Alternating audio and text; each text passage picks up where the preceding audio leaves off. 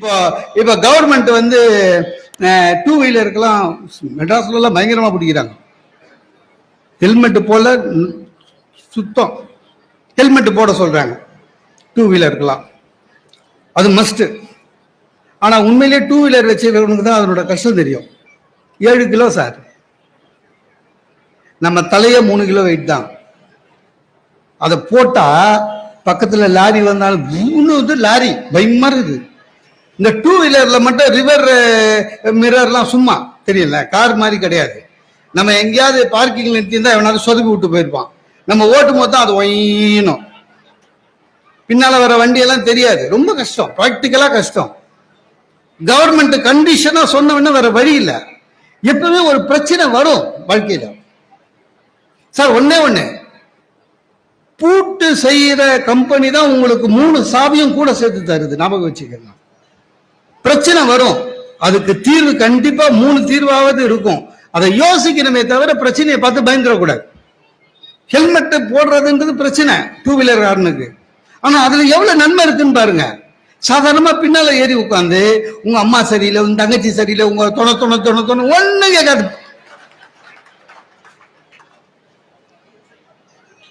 Vijay style தான், கேட்கல. High court இன்னும் சூப்பர்.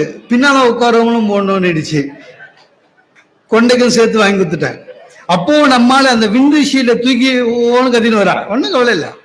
ஆக ஒரு பிரச்சனை வந்ததுன்னா அதுல என்ன நன்மை இருக்குன்னு பார்க்கணும். அதுதான் கரெக்ட். நல்லாதான் போச்சு. நீங்க படிச்சிருப்பீங்கன்னு நினைக்கிறேன். ஈரோட்ல என்ன ஆயிடுச்சுங்க, ஒரு பெட்ரோல் பங்க்ல 2 ஹஸ்பண்ட் அண்ட் ஒய்ஃப், ஒரே கலரு பைக்கு, 2 பேரும் பெட்ரோல் போட வந்தான். இந்த ஒய்ஃப் 2 இறங்கி நின்னுது.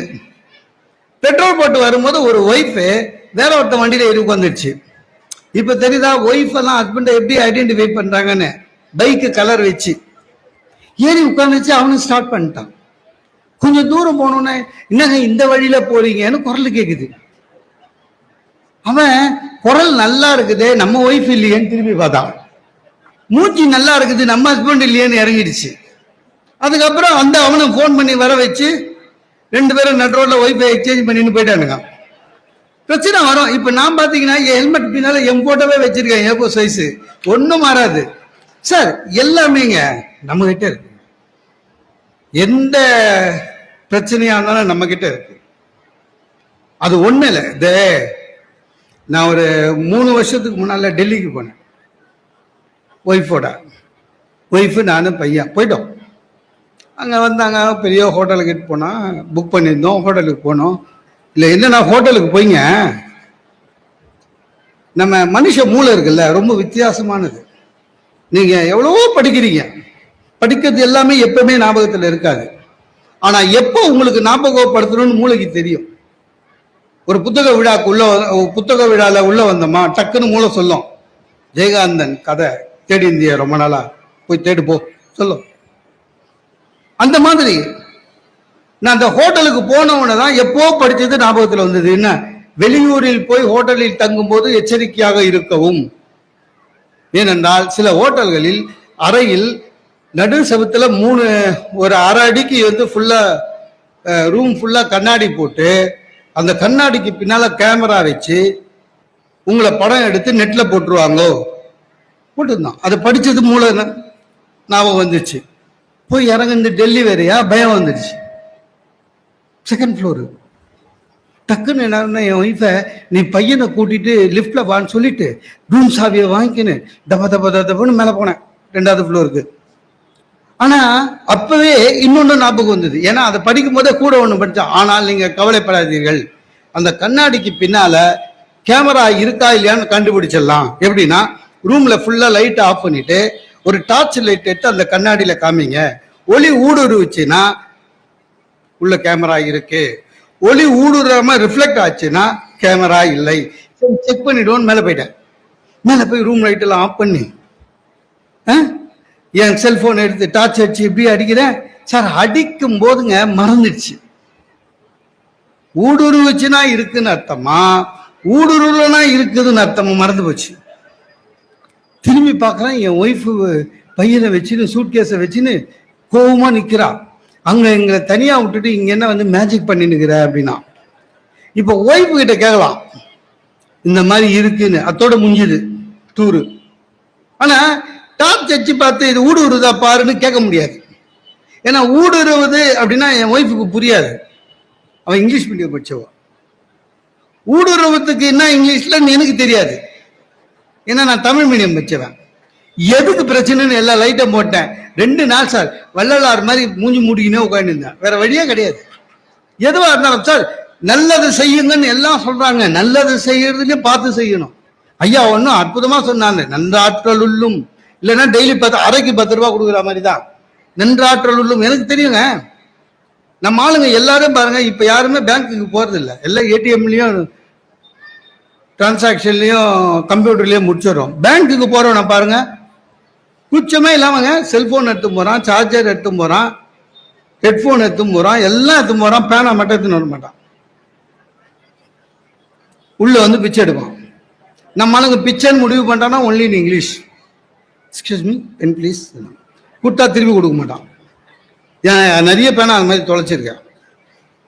கோவம் வந்து என்ன பண்ண, கொஞ்ச நாள் என்ன பண்ண, பேனா வந்ததுன்னு எவனாவது கேட்டான் வச்சுக்கல, மூடியை கட்டிட்டு கொடுப்பேன். அவ்வளோ கேவலமா பார்ப்பானுங்க சார் நம்ம கிட்ட.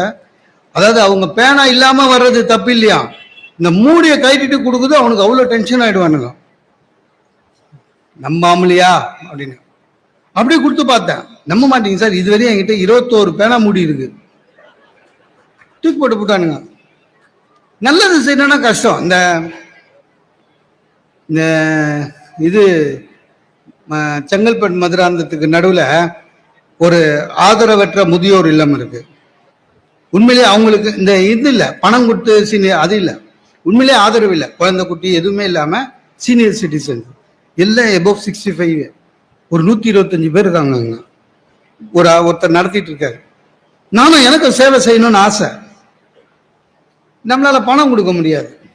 அதனால நான் என்ன பண்ணுவேன், எனக்கு கூட்டம் இல்லாத ஞாயிற்றுக்கிழமை ஏதாவது நானே என் சொந்த காசுல பெட்ரோல் போட்டுட்டு அங்க போய் பணம் வாங்காம ஒரு அவர் அவங்க கிட்ட சிரிப்பா பேசிட்டு வருவேன். அவங்களுக்கு ஒரு திருப்தி. நம்ப மாட்டீங்க, கொரோனா காலத்துல இ பாஸ் வாங்கி கூட போயிருக்கேன் அந்த இடத்துக்கு. நல்ல என்னால முடிஞ்ச சேவை, அவ்வளவுதான். ஆனா இப்ப போறது இல்லை.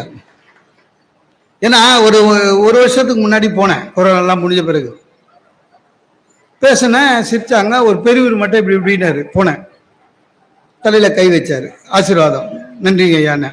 தம்பி நீ வந்து பேசுறது ரொம்ப திருப்தியா இருக்கு தம்பி, நீ வர நாள்லாம் எங்களுக்கு உண்மையிலேயே சந்தோஷம், நீ பேசிட்டு போயிடுவியா, அதுக்கப்புறம் நீ பேசுறது என்ன அப்படின்னு அதை பத்தி நாங்க ஒரு பாதி நாள் பேசிட்டு போம், ரொம்ப சந்தோஷமா இருக்கு தம்பி அப்படின்னாரு. ரொம்ப நன்றிங்க ஐயான்னு. ஆனா நீ உங்ககிட்ட ஒரு கெட்ட பழக்கம் தம்பின்னாரு. என்னங்க ஐயான்னு, நீ வந்து உனக்கு எனக்கு தோணுதோ அன்னைக்குதான் வர, அதனால அப்படின்னா பேசாம நீ எங்களுடைய தங்கிடு சார். ஆதரவற்ற முதியோர் இல்லம் சார், என்னுடைய தங்கிடு, நம்ம எல்லாம் ஒன்னா இருக்கலான்னு. அப்புறம் அந்த அமைப்பாளர்கிட்ட சொல்லிட்டேன், சார் ஒன்றும் இல்லை சார், இனிமேல் இந்த பக்கம் வரமாட்டேன், மாசம் மாசம் ஏதாவது காசாவது கொடுத்துறேன்னு. நம்மளோட பெரிய பிரச்சனை என்ன தெரியுமா, எதையுமே பாசிட்டிவா எடுக்கிறது இல்லை. ஒண்ணு பிரச்சனை நம்ம கிட்ட இருக்கா இல்லையானும் செக் பண்ண மாட்டோம், நம்ம ரொம்ப கிளீன் அப்படின்னு நினைச்சுன்னு இருக்கோம். உண்மையிலே பிரச்சனை நம்ம கிட்ட இருக்கான்றத முதல்ல செக் பண்ணணும் சார். ஒரு புறா கூடு கட்டுச்சு, கூடு கட்டிட்டு என்ன பண்ணிச்சு, போயிட்டு வந்து திருப்பியும் கூட்டுக்குள்ள வருது, நாத்தடிக்குது கூடு, தாங்க அந்த ஸ்மெல்லு தாங்கல. உள்ள போன உடனே, கூட்டுக்குள்ள போன உடனே அந்த புறா டென்ஷன் ஆயிடுச்சு. சரின்னு வேற ஒரு மரத்துல பெரிய கூடா கட்டுச்சு. அந்த கூடு கட்டி முடிச்சோடனே திருப்பியும் போய் உட்கார்றது, நாத்தடிக்குது. ரொம்ப கஷ்டமா இருந்தது. 3 கூடு கட்டி பிரிச்சிடுச்சு. அப்புறம் அந்த அந்த அந்த புறா பக்கத்துல இருக்கிற சீனியர் மோஸ்ட் புறா கிட்ட போச்சு, என்னன்னு தெரியல, நான் கூடு கட்டுறேன், கட்டுற வரையும் ஒன்றும் இல்லை, அப்புறம் போய் உட்கார்ந்தா நாத்தடிக்குது. அந்த சீனியர் புறா சொல்லிச்சான், அதெல்லாம் விடு, நீ கடைசியா உன் உடம்புல தண்ணி பட்டு எவ்வளவு நல்லா வந்துச்சான். ஏன்னா நாத்தமே நீ தாண்டா, நீ கூட போய் குறை சொல்ற, முதல்ல நீ கிளீன் ஆயிரு. அத பிரச்சனைன்னு வாங்கும்போது சார், பிரச்சனை நம்ம கிட்ட இருக்கு, அதை தீர்த்துட்டோம்னாலே பரவாயில்ல, ஒன்றும் பிரச்சனை இல்லை சார். டேவிட்னு ஒருத்தர் சர்ச்சுக்கு போறாரு, ஃபாதர் பாக்குறாரு, சன் டேவிட் தானே? 5 வருஷம் முன்னாடி நான் தானே உனக்கு கல்யாணம் பண்ணி வச்சேன். ஆமா ஃபாதர். ஏன் முகம்லாம் வாடி இருக்கு? சௌகரியமா இருக்கியா? இல்லை ஃபாதர். ஏன்? குழந்தை இல்லை ஃபாதர்.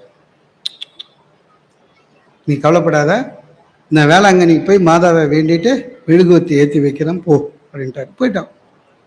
5 வருஷம் வரல சர்ச்சுக்கு. அடுத்த 5 வருஷம் கழிச்சு வரான். யாரு? நம்ம டேவிட். அதே ஃபாதர். சன் 5 வருஷம் முன்னால வந்தல? ஆமா ஃபாதர். முகம் இன்னும் சோர்வா இருக்கே, குழந்தை பிறக்கலையா? அதையும் கேட்குறீங்க ஃபாதர். நீங்க மெழுகுவத்தி ஏற்றி வச்சிங்கல்ல, அந்த வருஷமே 2 குழந்தை பிறந்தது. அப்புறம் அடுத்த வருஷமும் 2 குழந்தை பிறந்தது. அப்புறம் அதுக்கு அடுத்த வருஷமும் 2 குழந்தை பிறந்தது. போன வருஷம் ஒத்த குழந்தை, இப்போ 8 மாசம். ஃபாதர் அப்படியே பார்த்தாரு. டக்குன்னு டேவிட் நான் பண்ணா, இந்தாங்க ஃபாதர் வேளாங்கண்ணிக்கு டிக்கெட்டு அப்படின்னா. என்னென்ன நீங்க ஏற்றி வச்ச மெழுகுவத்தி இன்னும் பிரகாசமா எரியுது, போய் அணைச்சிட்டு வந்துருக்க முடியலன்னு. இப்ப பிரச்சனை மெழுகுவத்தி இல்லையா, ஃபாதர் கிட்டயா? இல்ல, நம்ம கிட்ட. சார் எல்லாமே வாழ்க்கையில பிரச்சனை வரும். நான்லாம் வீடு கட்டும் போது எவ்வளவு கஷ்டப்பட்டேன் சார்.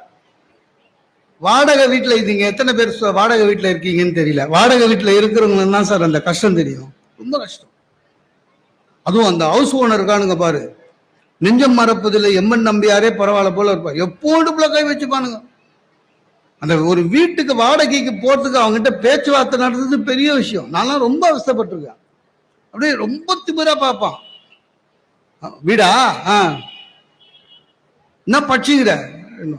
டேய், வீட்டுக்கு வாடகை என்னடா படிக்கணும் சொன்னேன். எங்க வேலை செய்யற சொன்னேன். எவ்வளவு சம்பளம்? இப்ப பிரச்சனை. ஏன்னா ஒய்ஃபு கிட்ட ஒரு சம்பளம் சொல்லிக்கிறோம். ஒய்ஃபு கிட்ட சொன்ன சம்பளத்தை இவங்கிட்ட சொன்னா இவன் வீடு கொடுக்க மாட்டான்.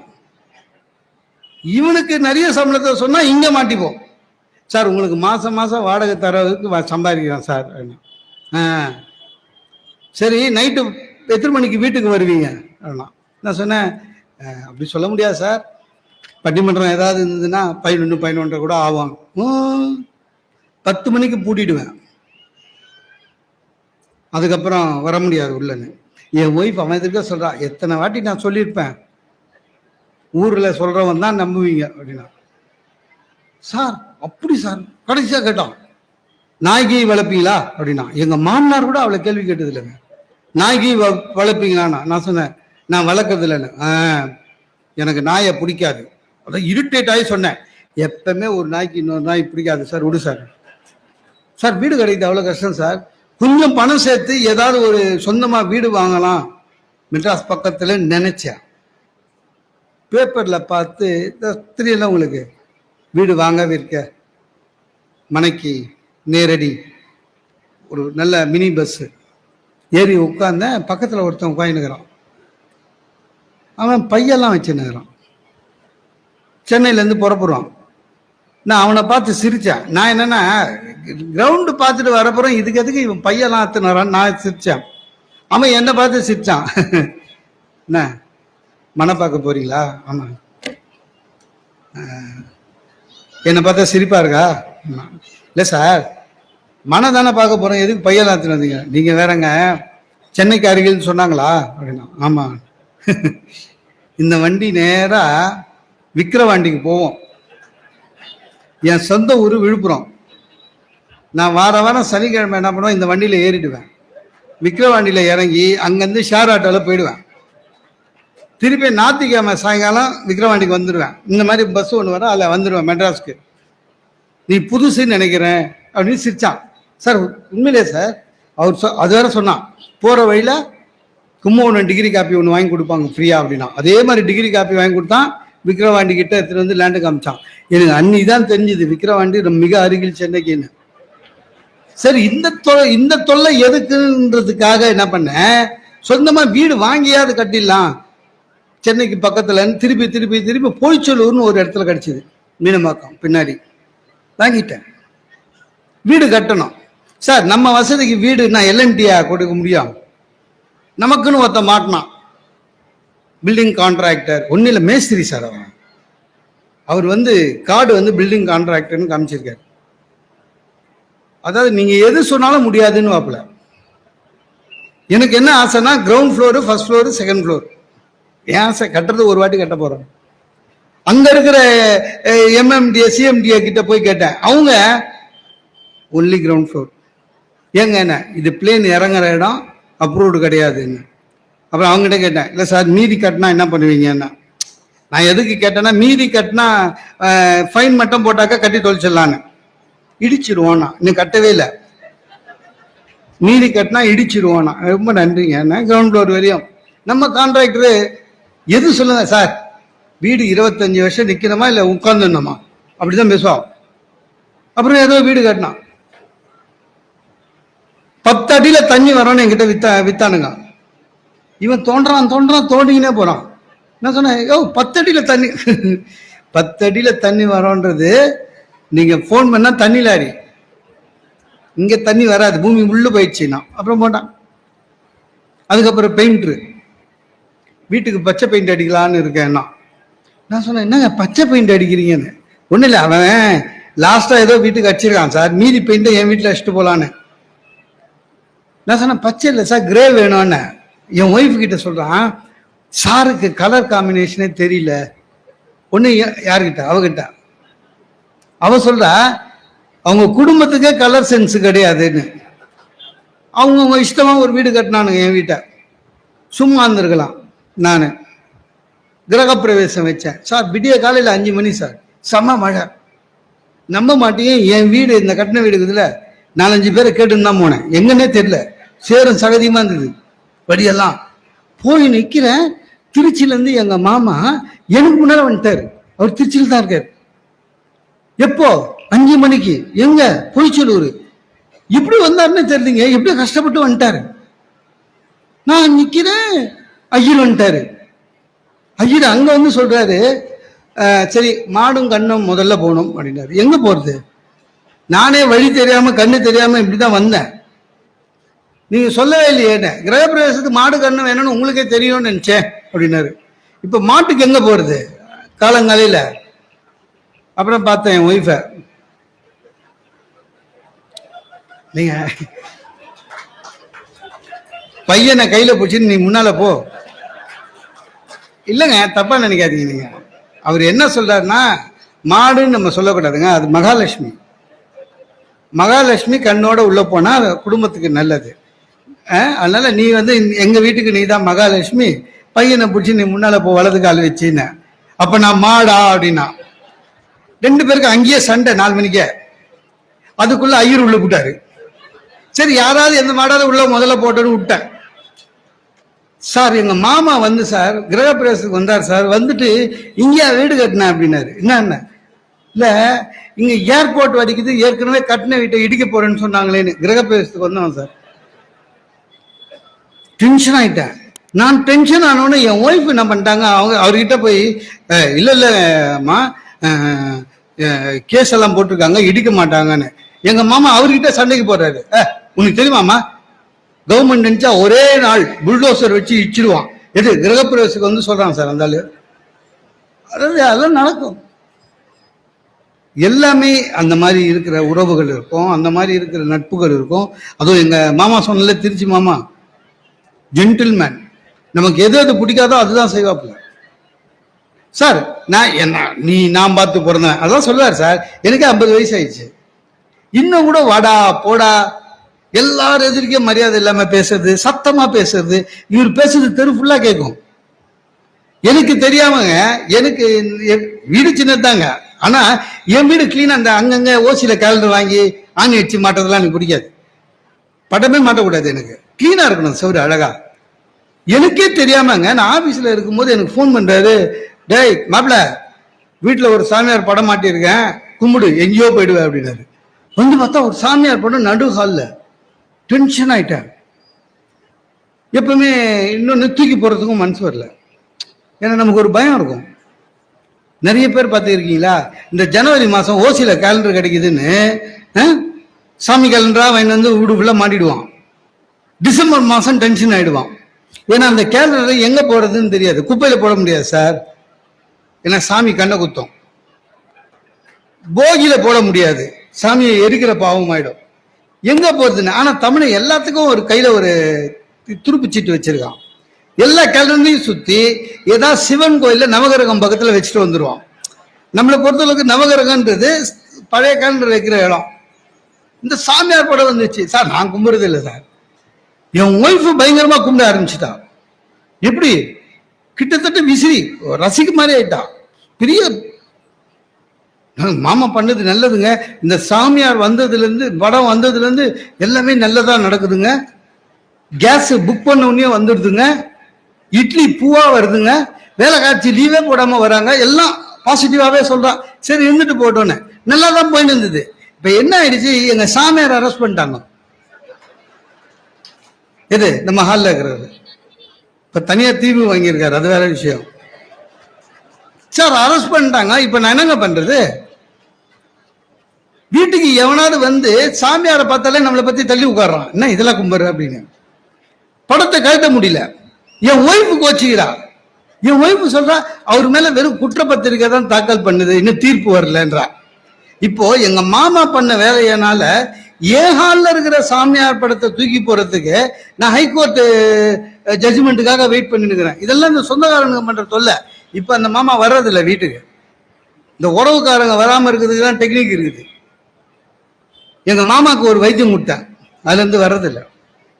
ஒன்றும் இல்லை, நம்மள நிறைய பேர் டீ குடிப்போம்ல.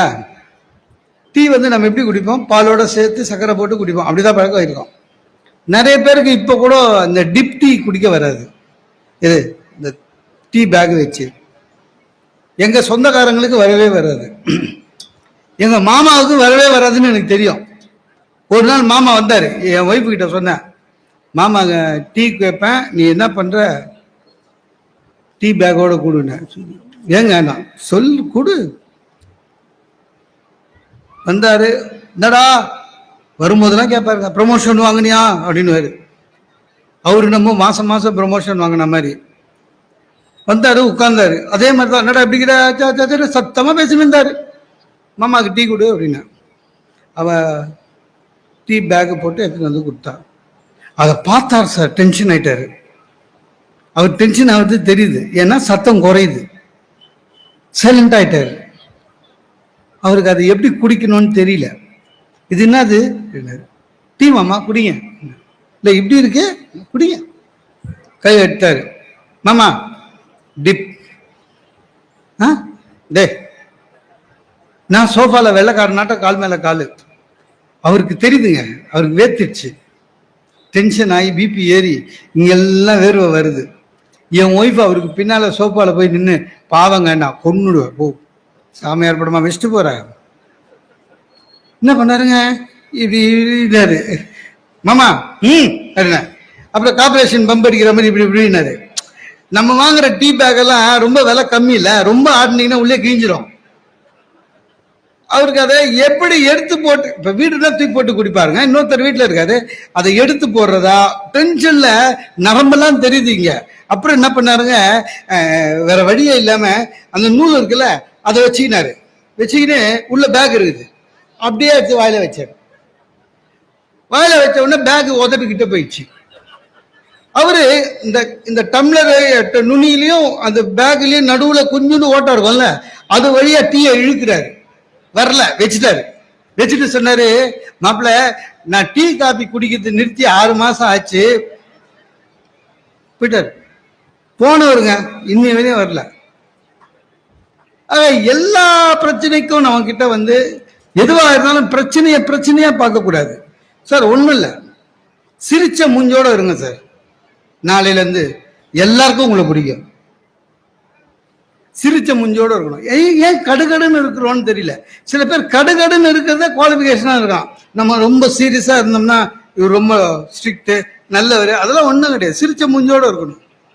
மனித நேயத்தோட இருந்தாலே போதுங்க, உங்களை மக்கள் வாழ்த்துவார்கள், உங்களுடைய வாழ்க்கை பிரகாசமாகும். ஒன்றும் இல்லை, பிரச்சனைகளை பிரச்சனையாக பார்க்கக்கூடாது. எங்க MBAல சொல்லி கொடுப்பாங்க. நம்மளே பார்த்துக்கிறீங்களா, ஃப்ரெண்டுக்கு ஏதாவது பிரச்சனைன்னு வச்சுங்களேன், 10,000 அட்வைஸ் பண்ணுவோம் கரெக்டா. நமக்கு சின்ன பிரச்சனைனா தெரியாது, டென்ஷன் ஆகும். எந்த பிரச்சனை வந்தாலும் சரி, 3வது மனுஷனை பார்க்குற மாதிரி பார்க்க ஆரம்பிச்சிட்டனாலே உங்க பிரச்சனை தீர்வாகிவிடும். ஆக மகிழ்ச்சியாக இருக்க வேண்டும் என்று சொன்னால் நீங்கள் மனித நேயத்தோடு இருங்கள். எந்த பிரச்சனையும் பாசிட்டிவா நினைங்க. என் ஃப்ரெண்டுங்க கொரோனா அட்டாக் ஆச்சு, அவனுக்கு பாசிட்டிவ். அப்பெல்லாம் சென்னையில் ஹையஸ்ட் ரேஞ்சில் இருந்தது விக்டிம்ஸ். ஹாஸ்பிட்டல்ல இடம் இல்லாமல் அவனை வந்து வீட்டில் 14 நாள் இருக்க சொல்லிட்டாங்க. நான் ரொம்ப டென்ஷன் ஆயிட்டேன், ஏன்னா என் ஃப்ரெண்டு. அப்புறம் நான் அவனுக்கு ஃபோன் பண்ணி, டேய் பாத்திரா, உடம்பு ஜாகிரதடா, சரியா மாத்திரை சாப்பிட்டு. நான் அவன், டேய் நிறுத்து, இப்பதான் சௌகரியமா இருக்க, பாசிட்டிவ் சொல்றான், சௌகரியமா இருக்க, இந்த மாவு பேக்கெட் வாங்கினுவா, கத்திரிக்காய் வாங்கினுவா, வெண்டைக்காய் வாங்கினுவா, எந்த பிரச்சனையும் இல்லை. உள்ளே கம்ப்யூட்டர் எல்லாம், எவ்ரி திங் இன்சைட். டைமுக்கு கதவு தட்டுறாளுங்க, சாப்பாடு உள்ள அனுப்புறாங்க. சாப்பிட்டு கழுவ கூட வேணாம், அட்டத்துக்கு வெளில அனுப்புவேன். அன்னைக்கு ஒரு நாள் திடீர்னு ஆனந்த உடன் வேணும், போன வார்த்தைன்னு 5 நிமிஷம் ஆச்சு, வரல. குரல் கொடுத்தேன், விகடன் எடுத்துன்னு வரீங்களா, நான் வெளில வரவான்னு. குடும்பமே மொத்தமா ஆனந்த உடன் தேடி எடுத்துன்னு வந்து கொடுத்தது. ஒரே ஒரு பிரச்சனை என்னன்னா, இந்த டாக்டருங்க தான் வெறும் 14 நாள்னு தானுங்க. ஒரு மாசம் தான் இன்னும் கொஞ்சம் திருப்தியா இருந்திருப்பேன். சார் பாசிட்டிவ்ல இருந்தான் சார் கொரோனா, ஆனா உண்மையிலேயே மனசுல அவன் பாசிட்டிவா இருந்தான். அதனாலதான் வெளியில வர முடிஞ்சது. ஆக பாசிட்டிவா இருந்தாலே போதும், உங்கள் வாழ்க்கை வளமாகும் என்று கூறி எனக்கு வாய்ப்பளித்த இந்த மாவட்ட நிர்வாகத்திற்கு என் நன்றியை கூறி விடைபெறுகிறேன். நன்றி.